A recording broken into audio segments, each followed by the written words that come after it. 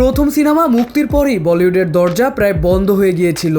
অথচ একই সময়ে দক্ষিণী চলচ্চিত্র শিল্প তাকে শুধু গ্রহণই করেনি, বরং একসময় তাকে ঘিরেই তৈরি হয়েছিল আলাদা এক তারকা খ্যাতি। বলছি জনপ্রিয় অভিনেত্রী জ্যোতিকার কথা।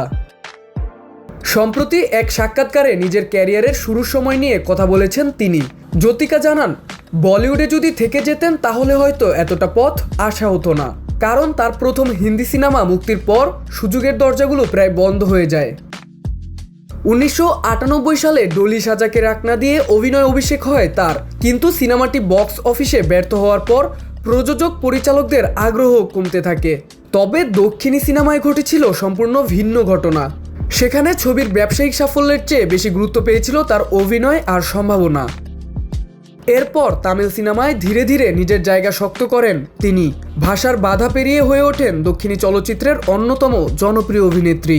পরে অভিনেতা সূর্যার সঙ্গে সংসার, অভিনয় থেকে বিরতি, আবার নতুনভাবে ফিরে আসা, সব মিলিয়ে জ্যোতিকার পথ চলা যেন ব্যর্থতা থেকে সাফল্যের এক অনন্য গল্প।